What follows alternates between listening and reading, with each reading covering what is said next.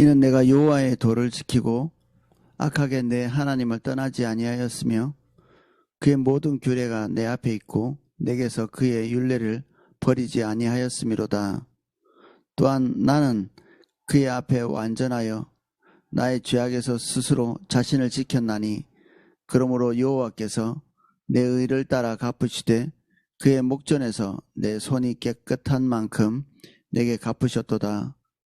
자비로운 자에게는 주의 자비로우심을 나타내시며 완전한 자에게는 주의 완전하심을 보이시며 깨끗한 자에게는 주의 깨끗하심을 보이시며 사악한 자에게는 주의 거스리심을 보이시리니 주께서 공고한 백성은 구원하시고 교만한 눈은 낮추시리이다.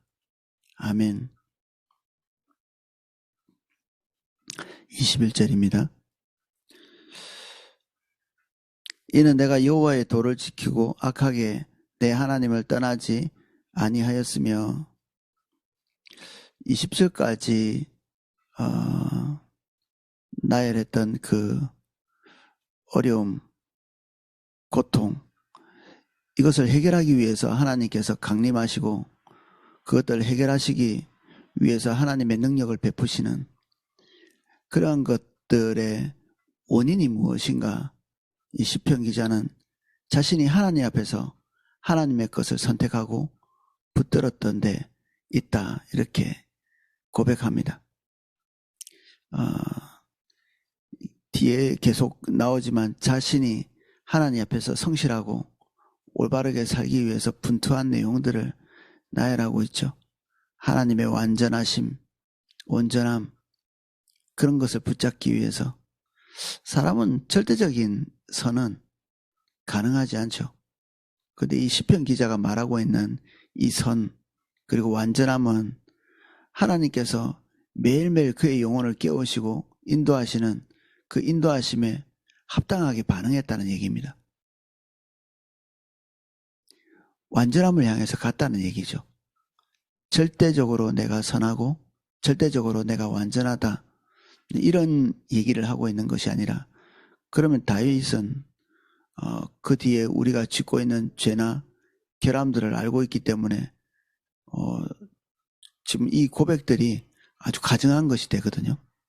완전하지 않은 자기의 삶을 마치 숨겨두고 이렇게 고백하는 것처럼 겉다르고 색다른 그런 고백으로밖에는 우리가 들을 수 없는 얘기인데, 지금 여기서 얘기하는 것은 그런 자신의 어떤 존재론적인 완전함이라기보다는 그가 할 수 있는 최선의 길을 하나님을 향해서 가고 있다, 그리고 그것을 위해서 분투하고 있다, 그런 얘기를 하는 거죠. 더 남겨둔 것이 없을 만큼, 그리고 미적거리지 않고. 순종의 세 가지 요소는 즉시 기쁘게 온전히, 이렇게 얘기하거든요. 즉시 기쁘게 온전히. 굉장히 빠른 속도로 반응하는, 하나님께서 우리에게 당신의 뜻을 알리셨을 때 미적거리지 않는, 미적거리면 거의 불순종으로 가는 거거든요. 즉시 온전히 우리가 할 수 있는 모든 것들을 다 하는, 이 핑계 저 핑계 되면서 어떤 부분은 남겨두고 어떤 부분은 하는 그런 것이 아니라 자기에게 주어진 모든 것을 다 동원해서 그 말씀대로 사는, 그리고 그것이 자신의 기쁨이 되는, 즉시 기쁘게 온전히, 그 요소가 하나님께 순종하는 순종의 태도죠. 이런 요소들이 없으면 이제 하나님께 순종했다 이렇게 말하기는 어렵죠. 주님께서 우리에게 어떤 결함에 대해서 말씀하실 때는 이런 요소들이 금방 우리 안에서 발생합니다. 내가 나의 삶에 대해서 기대하는 바대로 안 됐다고 자책하는, 이거는 성령께서 하시는 것은 아니거든요. 성화는 반드시 하나님의 은혜로서 되는 겁니다. 성화. 오늘 이 제목을 성화라고 이렇게 썼는데 하나님스럽게 되는 거죠. 하나님스러운 성품으로 변하는 것.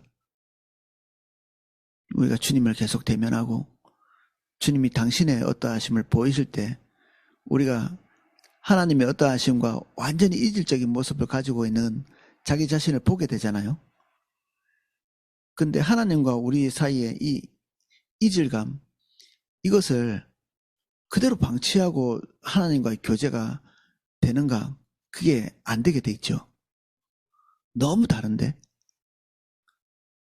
그러면 우리가 하나님처럼 될 수 있는가? 뭐 그것도 아닙니다. 그래서 우리가 우리의 그 이질적인 모습, 그 죄된 모습이죠. 하나님과 다른 그런 부분들을 하나님 앞에서 고백하고 주님 닮을 수 있는 하나님의 살아계신 임재를 부어달라고 기도하고 그리고 우리가 첫 발걸음을 떼는 것입니다. 하나님을 대면해서 발견된 우리의 죄악은 처리하기가 쉽습니다. 하나님을 대면했기 때문에 발견된 예배 때 그리고 기도회 때 묵상할 때 이런 시간에 딱 들추어진 것 우리가 적극적으로 이것에 대해서 대처할 때 하나님께서 우리를 통해서 행하실 일들은 풍성히 다 이루어지는 뭐 한간에 이런 얘기가 있죠.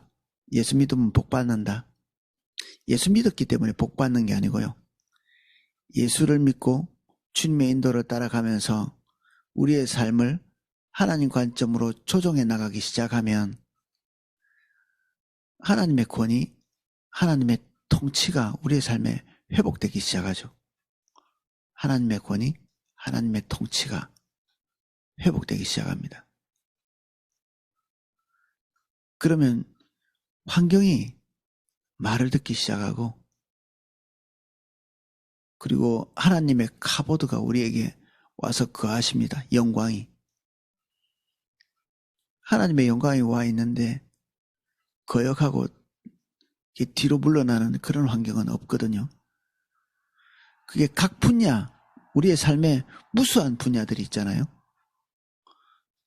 만약에 내가 자녀를 양육하는 이런 분야에서 하나님께 온전히 굴복되어 있다면 하나님께서 오셔서 개입하실 겁니다. 미적지근하게 남겨놓는 그러한 부분들, 그러면 하나님께서는 미적지근하시죠. 우리가 느려 터지면 하나님도 느려 터지십니다. 이게 뒤에 다윗이 고백하고 있는 이 고백 속에 이게 전제되어서 나오는 것들이죠. 그의 모든 규례가 내 앞에 있고 내게서 그의 율례를 버리지 아니하였음이로다. 율례, 규례 뭐 다 똑같이 그가 늘 접하고 있는 하나님의 말씀, 또 구체적으로 얘기하자면 창세기, 출애굽기, 민수기, 신명기, 모세, 오경 이 5권의 책, 다윗이 볼 수 있었던 책이죠. 이것이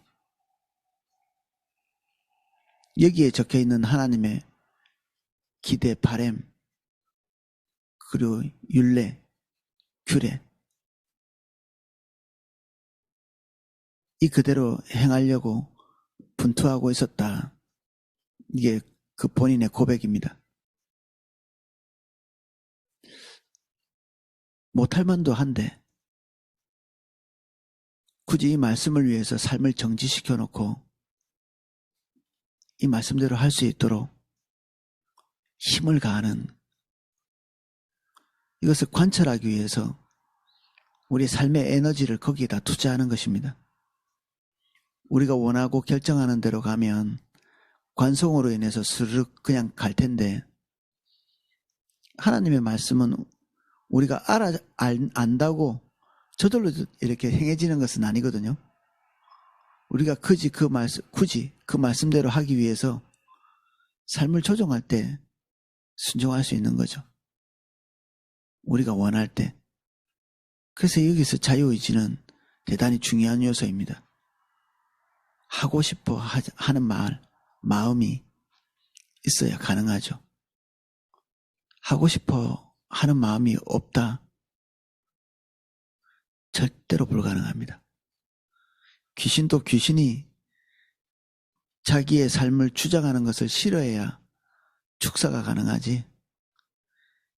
귀신이 자기 삶에 이렇게 끼치고 있는 그 영향을 좋아하는, 그럴 수도 있거든요. 사람이 늘 깨끗하고 정결하고 완전한 것만 좋아하는 게 아니라 더럽고 추하고 어수선한 것을 사람이 좋아할 수도 있습니다. 그 죄된 관성으로 인해서. 그것을 좋아하고 붙들고 그리고 미련을 가지고 그러면 구원이 헛되죠. 룻의 아내가 하나님으로부터 구원을 얻었는데, 구원을 얻고 이렇게 나오는데 그 멸망하고 있는 그 도시를 쳐다보거든요. 멸망하고 있는 도시를 쳐다봅니다. 하나님의 분노와 증오, 그 하나님이 더럽게 보시는 그 하나님의 혐오의 감정이 쏟아지고 있는 그 소돔을 향해서 고개를 돌리고 쳐다보는, 미련을 가지는, 이 미련은 정말 악한 그 본성 중에 하나입니다. 미련. 주의 뜻이 아닌 것은 알지만 끈적하게 가지고 있는 그런 기대, 바램. 참 하나님의 뜻이 아닌 거는 알아서 함부로 거기에 손대지는 못하지만 계속 우리의 고개를 돌리고 또 돌리는 룻의 아내 같은 태도.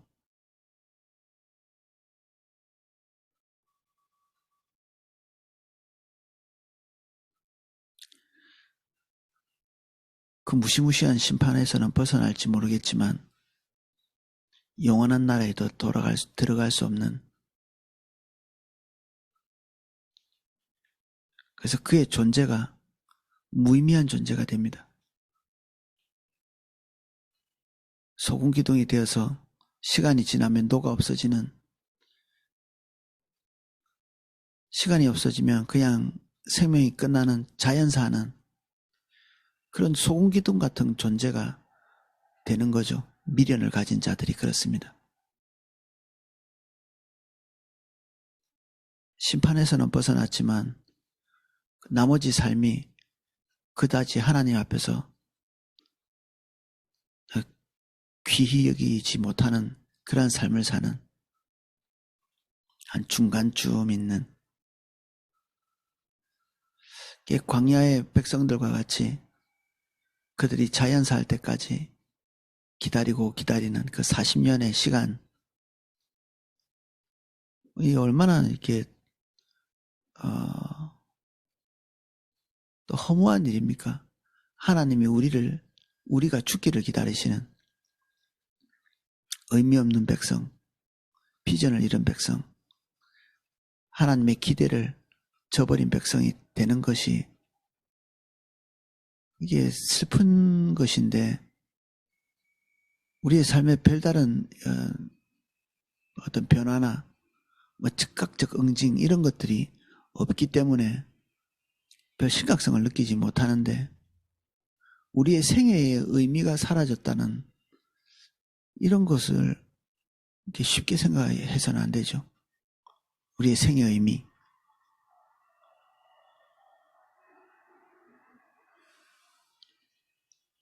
믿지 않는 사람들은 이 생애의 의미를 찾으려고 엄청 분투하고 노력하거든요.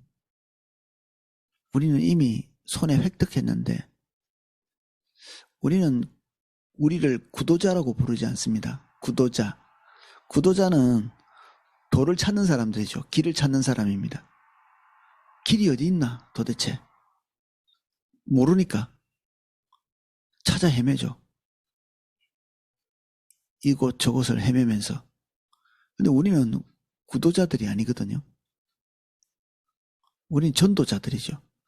이미 도를 알고 있고 길을 알고 있어서 이 길입니다 라고 얘기하는 사람들이잖아요.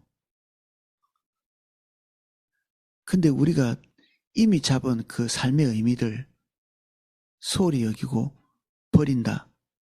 이건 얼마나 아까운 일입니까, 이게. 세상 사람들은 이걸 찾으려고 애를 쓰는데 우리는 이미 찾았는데 이전 것을 지켜보고 있고 바라보고 있고, 그래서 우리가 우리의 방법을 고수하는 것, 이게 롯의 아내하고 똑같은 거거든요. 그렇게 살고 싶은 거죠. 지금까지 쭉 살아온 대로 살고 싶은. 그러면 하나님의 은혜가 우리 속에 적극적 통치를 하는 것은 가능하지 않습니다. 그냥 불신자처럼 사는 거죠. 이때까지 우리가 거두었던 그 열매를 그대로 고스란히 쭉 먹으면서 앞으로도 그렇게 살아가는 것입니다. 하나님을 분노케 하면서 이스라엘 광야 생활처럼 구원은 받았을 때 자기의 삶의 방식은 그대로 고수하면서 하나님 앞에는 그다지 의미가 없는, 그저 하나님이 우리의 필요를 채우셨다, 그런 거나 이렇게 떠벌리면서 사는 거죠. 이것도 채워주시고 저것도 채워주시고. 근데 그게 삶의 의미는 아니거든요.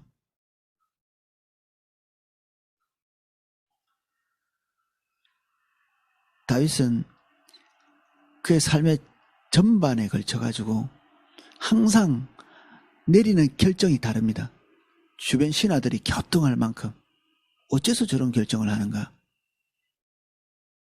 어째서 이런 결정을 하는 거지? 납득이 잘 되지 않는 결정을 합니다. 그런 생활의 태도를 보이고 있고, 하나님이 가까운 자에게 나타나는 특징들입니다.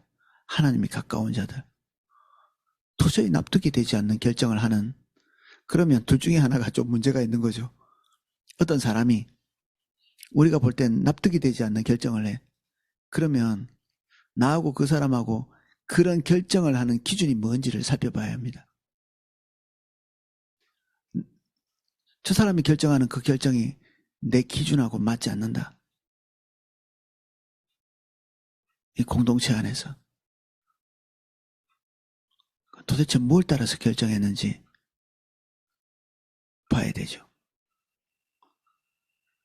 사실은 자세히 살펴보지 않으면 누구나 다 우리가 하나님 앞에서 이렇게 말씀대로 이렇게 쉽게 말할 수는 있거든요. 근데 이 정직한 것은 이 힘과 파워를 가지고 있습니다. 본인이 힘이 없으면 정직하기가 가능하지 않습니다.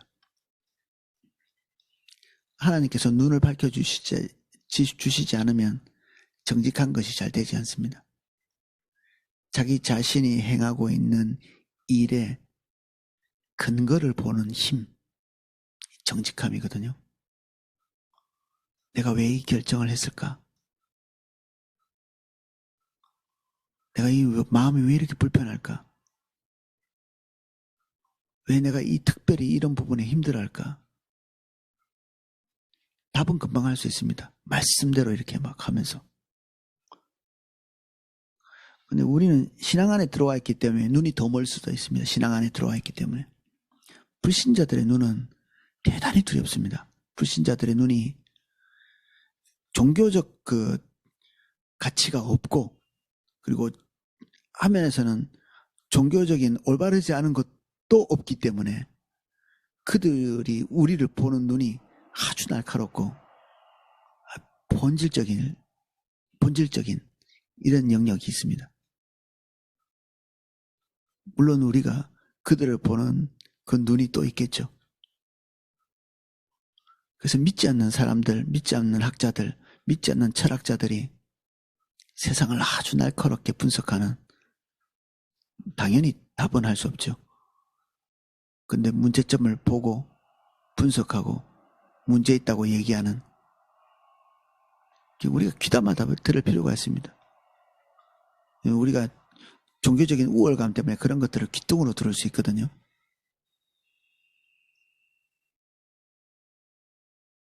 우리가 우리 자신을 이렇게 볼 때 이게 이성적으로 볼 필요가 있습니다. 우리가 무슨 결정을 하고, 무엇을 좋아하고, 왜 좋아하고, 무엇을 싫어하고, 왜 싫어하는지, 무엇을 두려워하고 있는지, 도대체 왜 두려워하는지, 이성은 차가운 거거든요. 아주 차가운. 자기 자신을 볼 때 따뜻한 감정을 가지고 보지 않고 차갑게 보는, 따뜻한 것은 주님께 나갈 때 주님으로부터 오는 것입니다. 우리가 스스로를 따뜻하게 보고 자기를 불쌍히 여기고 자기를 긍휼히 여기는, 하나님은 지금 따뜻하게 보고 계시지도 않은데 스스로를 따뜻하게 보는,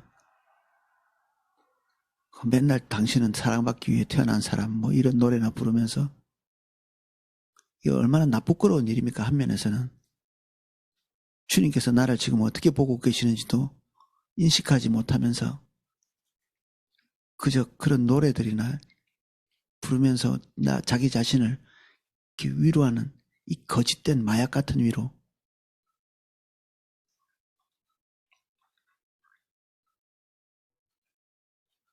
그래서 하나님의 말씀대로 가는 것은 대단히 불편한 일입니다. 그래서 우리의 성정과는 맞지 않는 그런 경우가 많죠. 그런데 굳이 다윗은 그것을 선택했다고 얘기하고 있습니다. 삶을 불편하게 산 거죠. 자기 자신을 거스리면서. 그렇게 하다 보면 또 하나님의 법이 자연스러워지고 즐거워지고 주의 것을 선택하는 것이 익숙하기 때문에 다음 단계 주님의 인도를 따라가는 것도 쉬워지죠. 23절, 또한 나는 그의 앞에서 완전하여 나의 죄악에서 스스로 자신을 지켰나니, 모든 죄를 자기가 물리쳤다 이런 얘기를 하는 게 아니라 하나님의 방법이 아닌 것을 선택할 수 있는 그런 시점에서 에라 모르겠다 하지 않고 굳이 자기의 마음을 지키고 하나님의 방법을 선택한 것입니다. 보복 조치할 수 있는데 그렇게 하지 않고 자신이 이득이 될 만한 방법을 선택할 수 있는데 그렇게 하지 않고 자기 손으로 자기의 억울함을 갚을 수 있는데 그렇게 하지 않은,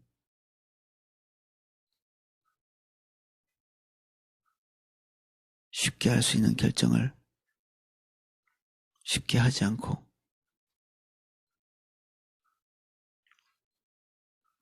굳이 하나님의 말씀대로 자신의 삶을 이렇게 맞추는,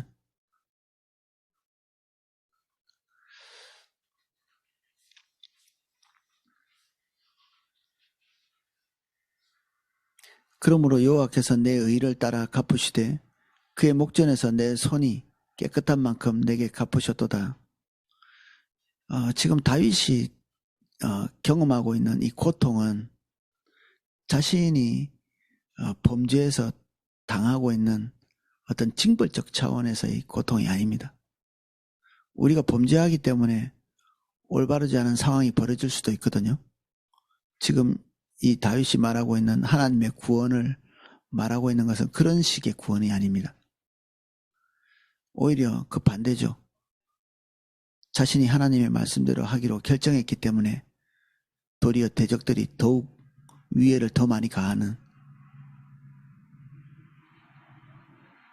더 만만하게 볼 수도 있고요. 더 비아냥거리기도 하고.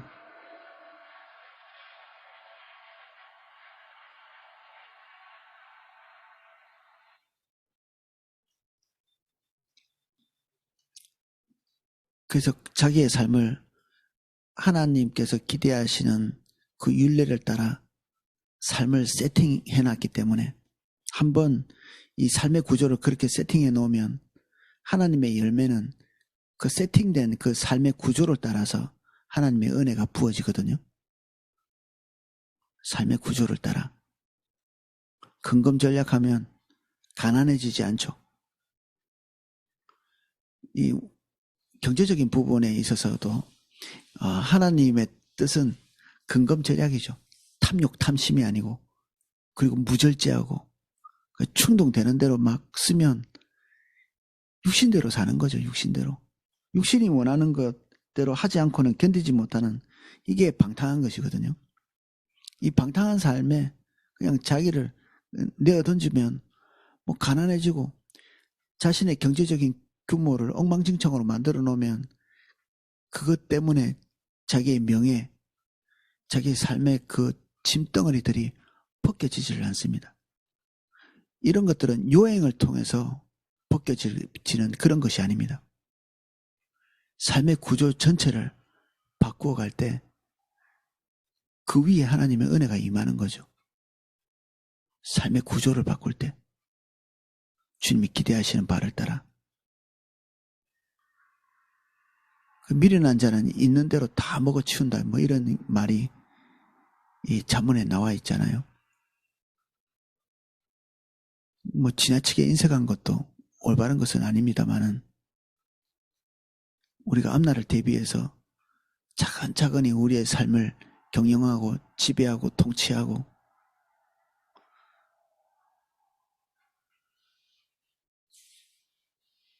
뭐 미래를 예측하는 일이 귀찮아서 그냥 에라 모르겠다 이렇게 하면 이렇게 모르는 결과들이 그냥 오는 거죠.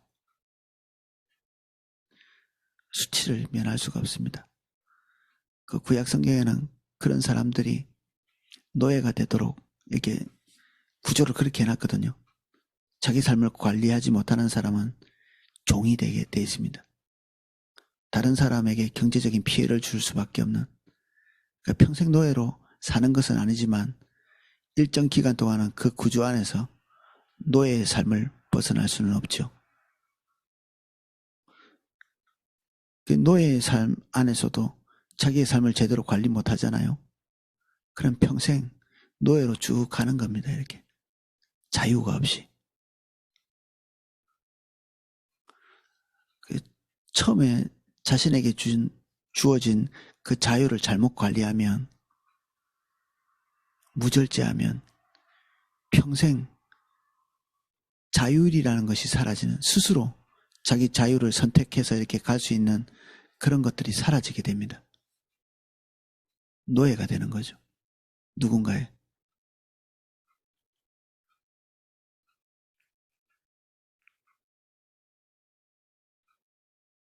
시간의 노예가 되기도 하고 자기 쾌락의 노예가 되기도 하고 돈 관리를 잘못하면 은행의 노예가 되죠. 우리도 좀 은행의 노예가 돼 있는 것 같은데 체주의 종이 된다고 저 자신도 좀 이렇게 제 삶을 잘못 관리해야 한 것들에 대한 자책이 좀 있습니다.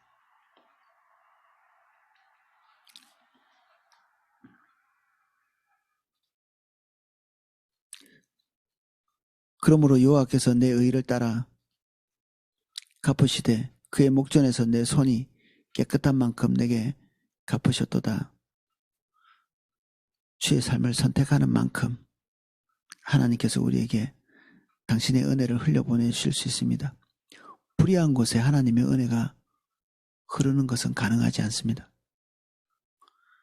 하나님께서 은혜를 부으실 수 있는 삶의 구조를 만들어 놔야 됩니다. 그 삶의 구조는 하나님께서 우리에게 자비로우심으로 베풀어 두신 성경 속에 있죠.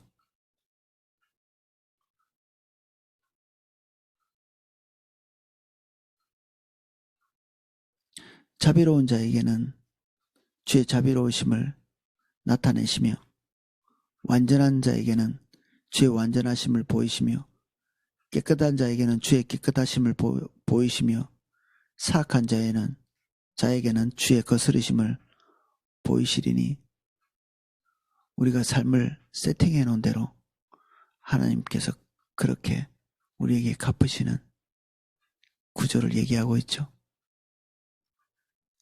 이게 마음이 올바른 자들이 가지는 마음입니다. 중심이 올바르지 않은 사람은 구원받던 이후로 자기 마음대로 하거든요. 구원받았다고. 중심이 올바르지 않죠.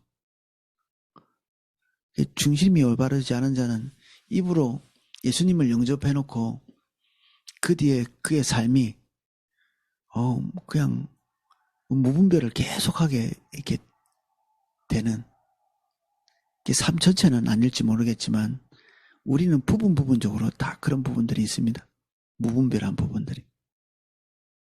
요것들을 하나씩 새롭게 정리해 나가는, 내 마음 그리스도의 집에 나오는 것처럼 예수님은 이미 우리 집에 들어오셨는데 예수님께 공개하지 않은 한 부분 내가 아직도 내 스스로 통치하고 있는 부분, 내 기분대로, 내 선입견대로, 내 마음이 원하는 대로 통치하고 있는 부분들이 하나님께 열어져야 되죠. 열고 나면 그 안에 더러운 거 나오죠. 우리가 우리 마음대로 하고 싶었기 때문에 이렇게 쌓아두었던 누추한 것들이 드러나기 시작합니다. 부끄럽죠. 근데 문을 열지 않으면 완강한 사람이 됩니다. 문을 열지 않으면. 문을 열지 않을 수 있는 성경 구절을 갖다 대면서 그럴 수도 있습니다. 그때부터 성경은 나의 욕심을 방어하는 방어수단이 되고, 그때부터 나에게서 나오는 그 감동, 은사적 감동은 하나님의 파가를 거스르는 것이 되죠. 희한하게 내가 일부러 생각한 것도 아닌데, 그리고 성경에 나와 있는 그 원칙들을 위반한 것도 아닌데, 기가 막히게 그 하나님의 때를 벗어납니다. 나에게 오는 그 성령의 감동이라고 말하는 그 감동이 빗나가기 시작하죠. 근데 빗나가는 감동, 그것을 너무 소중히 여겨가지고 미련한 자가 되는데, 미련한 자의 특징이 그겁니다.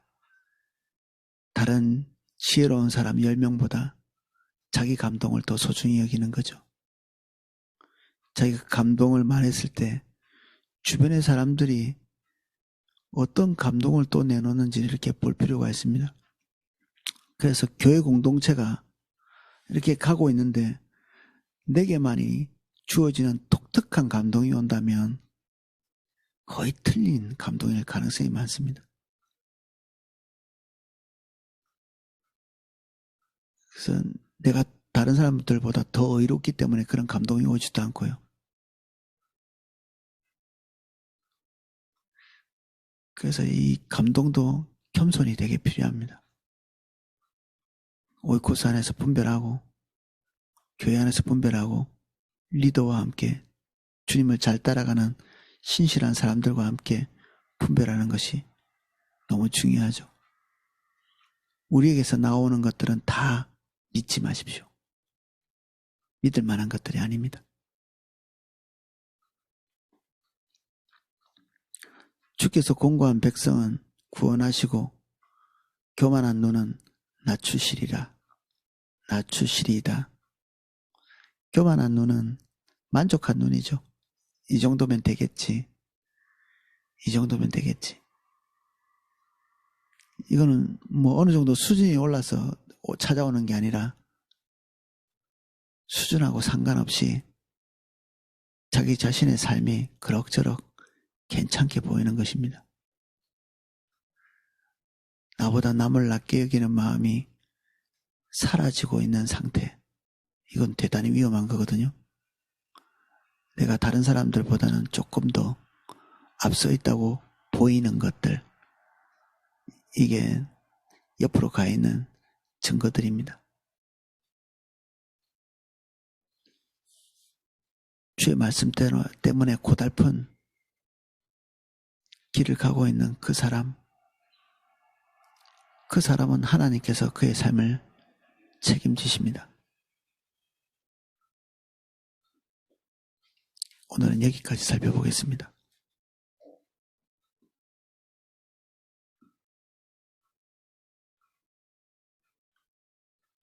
하나님은 만홀히 여김받지 않는다고 말씀하셨습니다.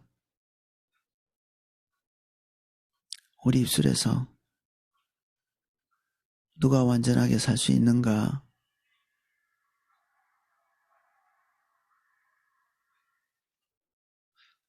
아니, 그 말이 우리의 방패가 되어서 주저앉아 있지 않게 해주십시오. 더 이상 우리도 연약한 인간이라는 말만 반복하지 않게 해주십시오. 오늘의 우리의 삶을 차갑고 냉철하게 바라봅니다. 분투하고 몸부림치고 하나님의 말씀이기 때문에 우리의 관성을 거스르는 일이 있도록 도와주십시오. 가는 그대로 가지 않게 해주십시오. 돌이켜 우리의 삶을 불편하게 하게 해주십시오.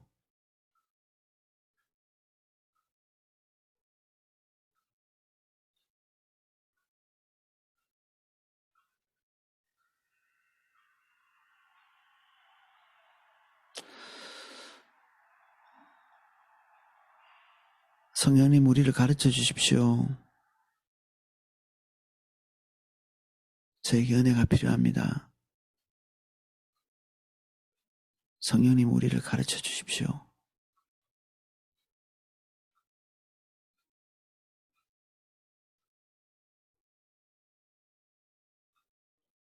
예수님 이름으로 기도합니다. 아멘.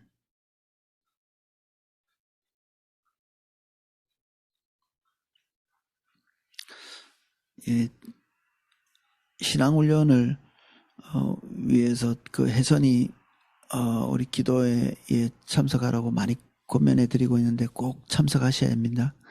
그 시간에 주님을 실제적으로 찾아가는 방법들을 체득할 수 있는 좋은 시간이기 때문에 제가 권장해 드리고 있습니다. 컨퍼런스 기간에는 아마 이 새벽 기도와 신앙훈련이 조금 조정이 있을 것 같습니다. 자세한 내용은 제가 내일 다시 광고 드리도록 하겠습니다.